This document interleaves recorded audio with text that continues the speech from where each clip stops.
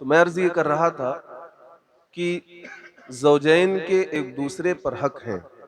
قرآن پاک میں اللہ تبارک و تعالیٰ نے کئی مقامات پر اس کا تذکرہ فرمایا ہے۔ ایک مقام پر اللہ تعالیٰ نے فرمایا ہن لباس لکم وانتم لباس لہن، فرمایا کہ شوہر بیویوں کے لباس ہیں اور بیویاں شوہروں کے لباس ہیں۔ یہ اللہ نے حق بیان فرمایا، شوہر بیویوں کے لیے لباس ہیں اور بیویاں شوہروں کے لیے لباس ہیں۔ لباس اللہ تعالیٰ نے فرمایا، دیکھنے میں یہ جملہ بہت مختصر ہے مگر اس نے اپنے اندر بہت جامعیت لیے ہوئے ہے۔ لباس اللہ تعالیٰ نے فرمایا، لباس کا کام کیا ہوتا ہے؟ لباس جو ہم پہنتے ہیں اس کا کام ایک تو یہ ہوتا ہے کہ لباس ہمیں زیب و زینت دیتا ہے، لباس ہمیں زیب و زینت دیتا ہے۔ ایک انسان جب اچھا لباس پہنتا ہے تو اس کی ایک الگ پرسنالٹی ہوتی ہے، ایک الگ انداز میں دکھتا ہے، زیب و زینت دیتا ہے انسان۔ اللہ تعالیٰ نے فرمایا کہ شوہر اور بیوی ایک دوسرے کے لباس ہیں۔ مطلب یہ ہے کہ شوہر اور بیوی کو یہ چاہیے کہ اپنے عمل کے ذریعے سے یہ دونوں ایک دوسرے کے لیے زینت کا سبب بن جائیں، ایک دوسرے کے لیے خوبصورتی کا سبب بن جائیں، ایک دوسرے کے لیے زینت کا، زیب و زینت کا سبب بن جائیں۔ زیب و زینت کا، خوبصورتی کا سبب کب بنیں گے ایک دوسرے کے لیے؟ جب شوہر بیوی کی برائی نہیں کرے گا دوسروں کے سامنے، بیوی شوہر کی برائی نہیں کرے گی دوسروں کے سامنے، تبھی زیب و زینت بن سکتے ہیں۔ جب یہ برائیاں چالو ہوتی ہیں نا، بیوی اپنے میکے والوں سے شوہر کی برائی کر رہی ہے، شوہر اپنے دوست و احباب سے اپنی بیوی کی برائی کرتا ہے، تو یہ ایک دوسرے کے لیے زیب و زینت کہاں بنے؟ یہ تو ایک دوسرے کے لیے عذاب کا سبب بن رہے ہیں، زیب و زینت کا سبب نہیں بن رہے۔ اللہ تعالیٰ نے فرمایا لباس ہے ایک دونوں دوسرے ایک دوسرے کے لیے۔ لباس کا مطلب یہ ہوتا ہے کہ ایک دوسرے کے لیے زینت کا سبب بنے، ایک دوسرے کے لیے خوبصورتی کا سبب بنے، یہ ہوتا ہے لباس کا مطلب۔ علماء کرام بیان فرماتے ہیں لباس کا ایک کام یہ بھی ہوتا ہے کہ لباس ہمیں ہمارے جسم کے عیب کو چھپا لیتا ہے۔ ہمارے جسم میں اگر کوئی عیب ہے اور ہم لباس پہن لیں تو لباس ہمارے جسم کے اس عیب کو چھپا لیتا ہے، لوگوں پر ظاہر نہیں ہونے دیتا۔ شوہر اور بیوی ایک دوسرے کے لباس ہیں، ان کو اپنے کردار سے، اپنے عمل سے ایسا ہونا چاہیے کہ اگر شوہر کے اندر کوئی عیب ہو تو بیوی اسے چھپا لے، بیوی کے اندر کوئی عیب ہو تو شوہر اسے چھپا لے۔ یہ ہے لباس ہونے کا مطلب۔ لیکن معاملہ اس کے برعکس ہوتا ہے۔ شوہر کے اندر اگر تھوڑا سا عیب ہوتا ہے تو بیوی اس کو بڑھا کر اپنے میکے والوں کے سامنے بیان کرتی ہے، اپنی سہیلیوں کے سامنے بیان کرتی ہے۔ بیوی کے اندر اگر تھوڑا سا عیب ہوتا ہے تو شوہر اسے بڑھا کر بیان کرتا ہے۔ تو جب ایک دوسرے کے عیب کو ظاہر کریں گے، بیان کریں گے لوگوں کے سامنے، تو پھر ایک دوسرے کے لیے لباس تو نہ ہوئے نا۔ اللہ تعالیٰ نے فرمایا لباس ہے، مگر ہم اپنے اعمال سے لباس کہاں ہو رہے ہیں؟ ہم تو ایک دوسرے کے عیب کو ظاہر کر رہے ہیں لوگوں کے سامنے۔ کمیاں کس کے اندر نہیں ہوتی ہیں، تھوڑی بہت ہر انسان کے اندر کمی ہوتی ہے، نقص ہوتا ہے، لیکن اللہ تعالیٰ نے فرمایا لباس بنو، اس کمی کو چھپا لو، اس عیب کو چھپا لو۔ صحابہ کرام کی زندگی کا اگر آپ مطالعہ کریں، انہوں نے اس آیت مقدسہ پر کس طریقے سے عمل کیا ہے۔ حضرت ابو طلحہ رضی اللہ تعالیٰ عنہ صحابی رسول ہیں، اور ان کی بیوی حضرت بی بی ام سلیم رضی اللہ تعالیٰ عنہ، آپ بھی صحابیہ۔ حضرت ابو طلحہ رضی اللہ تعالیٰ عنہ غریب آدمی تھے، دن بھر محنت مزدوری کرتے تھے تو رات کے کھانے کا انتظام ہوتا تھا۔ ایک بار حضرت ابو طلحہ رضی اللہ تعالیٰ عنہ مسجد نبوی میں جب نماز پڑھنے کے لیے تشریف لے گئے تو کچھ مہمان آئے تھے، آقا دو جہاں صلی اللہ تعالی علیہ وسلم نے ان مہمان کو حضرت ابو طلحہ کے ساتھ بھیج دیا کہ ابو طلحہ انہیں لے جاؤ اپنے گھر کھانا کھلا دینا۔ حضرت ابو طلحہ، حضور کا حکم تھا، مہمان کو لے کر اپنے گھر پہنچتے ہیں۔ گھر پہنچنے کے بعد بیوی سے کہتے ہیں کہ گھر میں کھانے کا سامان ہے؟ تو بیوی نے کہا اتنا کھانا ہے جو بچوں کے لیے اور ہمارے اور آپ کے لیے کافی ہو سکتا، اتنا ہی کھانا ہے۔ حضرت ابو طلحہ نے کہا کہ حضور نے کہا میں مہمان لے کر ساتھ میں آیا ہوں۔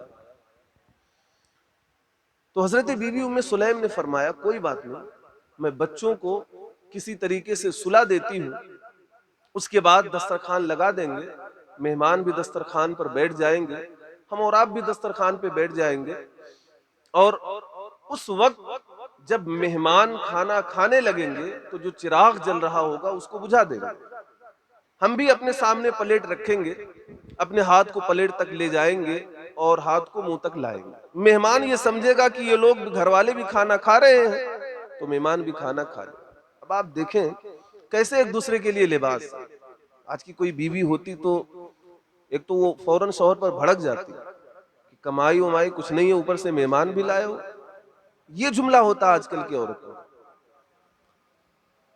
حضرت بی بی ام سلیم نے فرمایا بچوں کو سلا دو، بچے بھوکے ہیں۔ حضرت بی بی ام سلیم نے کسی طریقے سے انہیں سلا دیا، دسترخوان لگا، اور دسترخوان لگنے کے بعد مہمان بیٹھ گئے، پلیٹ رکھ دیا گیا، جو کھانا تھا تھوڑا سا وہ بھی رکھ دیا گیا، اور دو پلیٹ، ایک پلیٹ حضرت ابو طلحہ، ایک پلیٹ حضرت بی بی ام سلیم، دونوں کے سامنے پلیٹ رکھ دیے گئے۔ پلیٹ خالی تھے، پلیٹ میں کھانا نہیں تھا، چراغ بجھا دیا گیا۔ اب مہمان کھا رہے ہیں، یہ دونوں حضرات میاں بیوی بھی اپنے ہاتھ کو پلیٹ تک لے جاتے، منہ تک لاتے۔ مہمان تو یہ سمجھ رہا ہے کہ یہ دونوں بھی ہمارے ساتھ کھانا کھا رہے ہیں، یہ سمجھ کر مہمان نے پیٹ بھر کھانا کھایا، اور کھانے کے بعد پھر دسترخوان اٹھایا گیا۔ مہمانوں کو احساس تک نہیں ہوا کہ گھر والے بھوکے سوئے، احساس تک نہیں ہوا، جبکہ گھر کے سارے افراد بھوکے سوئے تھے، بچے بھی بھوکے تھے اور یہ میاں بیوی بھی بھوکے تھے۔ یہ ہے ہنہ لباس لکم وانتم لباس لہن کا جلوہ۔ شوہر بیوی کے لیے لباس کیسے بنتی ہے اور بیوی شوہر کے لیے لباس کیسے بنتی ہے، ایک دوسرے کے لیے لباس کیسے بنتی ہے، یہ ہے جلوہ۔ حضرت ابو طلحہ رضی اللہ تعالیٰ عنہ کے صاحبزادے حضرت انس رضی اللہ تعالیٰ حضور کے غلام بھی رہے ہیں، خادم خاص بھی رہے ہیں، بہت جلیل القدر صحابی بھی ہیں حضرت انس رضی اللہ تعالیٰ۔ ایک بار ان کا ایک واقعہ اور آپ کے سامنے عرض کروں۔ حضرت ابو طلحہ رضی اللہ تعالیٰ عنہ کے ہاں ایک بچے کی طبیعت بہت زیادہ خراب تھی، اور حضرت ابو طلحہ کو صبح جانا تھا کام پر، بچے کی طبیعت خراب تھی۔ آپ نے اپنی بیوی سے کہا بچے کا خیال رکھنا، میں جاتا ہوں کچھ لے کر آتا ہوں تاکہ رات کے کھانے کا انتظام ہو سکے۔ حضرت ابو طلحہ نکل جاتے ہیں، شام کو واپس رات میں ایک بالکل تھکے ہوئے آتے ہیں، آدمی کام پر جاتا ہے تو شام کو تھک کر ہی آتا ہے۔ ادھر حضرت ابو طلحہ گئے تھے کام پر، ادھر ان کے لڑکے کا انتقال ہو جاتا ہے۔ بیوی نے اس بچے کی لاش کو سنبھال کر ایک کونے میں رکھ دیا۔ حضرت ابو طلحہ شام کو جب آتے ہیں تو اپنی بیوی سے آتے ہی پوچھتے ہیں کہ بچے کی طبیعت کیسی ہے؟ تو حضرت ابو طلحہ کی بیوی نے کہا کہ بچے کی سانس رک گئی ہے۔ جب حضرت ابو طلحہ گئے تھے اس وقت بچے کی سانس بہت تیز چل رہی تھی۔ بیوی نے کہا بچے کی سانس رک گئی ہے۔ سانس رکنے کے دونوں معنی ہوتے ہیں، سانس رکنے کا معنی یہ بھی ہے کہ بچے کا انتقال ہو گیا، اور یہ بھی معنی لیا جا سکتا کہ جو بچے کی سانس تیز چل رہی تھی وہ ابھی رک گئی۔ حضرت ابو طلحہ نے یہی معنی سمجھا کہ جو سانس تیز چل رہی تھی وہ رک گئی۔ اس کے بعد حضرت بی بی ام سلیم نے اپنے شوہر کے لیے کھانا لایا، جو لے کر آئے تھے کھانا بنایا، کھانا پیش کیا، اور شوہر کے ساتھ آپ کی بیوی بستر پر بھی آرام کرنے لگی۔ حضرت ابو طلحہ بھی یہ سوچ کر کہ بچے کی سانس رک گئی ہے، سکون سے کھانا کھاتے ہیں، بیوی کے ساتھ سوتے بھی ہیں۔ جب ان تمام چیزوں سے فارغ ہوتے ہیں تو حضرت بی بی ام سلیم کہتی ہیں میرے شوہر میں ایک سوال آپ سے کرتی ہوں، آپ اس کا جواب دیں۔ حضرت ابو طلحہ نے کہا کیا بات ہے؟ آپ کی بیوی نے کہا کہ اگر ہمارے پاس کسی کی امانت ہو اور وہ امانت ہم سے مانگے تو ہمیں کیا کرنا چاہیے؟ حضرت ابو طلحہ نے کہا کہ جب اس کی امانت ہے لے لے۔ آپ کی بیوی نے کہا اس میں کوئی دکھ اور پریشانی کی بات تو نہیں؟ کوئی بات نہیں، جس کی امانت ہے وہ لے لے، اور جس کے پاس امانت ہے اس کو چاہیے کہ وہ امانت والے کو دے دے اس کی امانت۔ آپ کی بیوی نے کہا ہمارا بیٹا کیا تھا؟ اللہ کی امانت تھا، اللہ تعالیٰ نے اسے ہم سے دور کر دیا۔ حضرت ابو طلحہ نے جب اتنا سنا تو آپ پریشان ہو گئے اور فرمانے لگے جب میں نے پوچھا تھا تم سے تو تم نے یہ بتایا کہ اس کی سانس رک گئی۔ تو آپ کی بیوی نے کہا کہ حضور سانس رکنے کا یہ مطلب ہوتا ہے کہ بچے کا انتقال ہو گیا۔ اب آپ یہ سوچیں، حضرت ابو طلحہ اگر آپ کی بیوی آتے ہی ان کو اس چیز کی خبر دے دیتی کہ بچے کا انتقال ہو گیا ہے تو حضرت ابو طلحہ نہ اطمینان سے کھا پاتے نہ اطمینان سے آرام کر پاتے۔ تھک کر تو آئے ہی تھے، مگر آپ کی بیوی نے کس طریقے سے اپنے شوہر کے لیے آپ کی بیوی لباس بنتی ہے۔ حضرت ابو طلحہ جیسے ہی صبح ہوئی فجر کی نماز میں گئے مسجد نبوی میں، حضور صلی اللہ تعالیٰ علیہ وسلم کی بارگاہ میں حاضر ہوئے، ابھی یہ معاملہ بتانے ہی والے تھے، حضور نے کہا ابو طلحہ رات کا جو تمہارا اور تمہاری بیوی کا معاملہ تھا اللہ تبارک و تعالیٰ اس معاملے سے خوش ہو گیا ہے، اس معاملے سے خوش ہو گیا اور اللہ تعالیٰ تمہیں اس کے بدلے بہت عظیم نعمت عطا فرمائے۔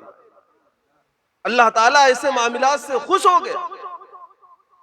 لیکن جب میاں بیوی میں اختلاف ہوتا ہے، جھگڑے ہوتے ہیں، تو اللہ تبارک و تعالیٰ بھی ان معاملات سے ناراض ہوتا ہے۔ تو شوہر کو چاہیے کہ وہ اپنی بیوی کے لیے لباس بنے اور بیوی کو چاہیے کہ اپنے شوہر کے لیے لباس بنے۔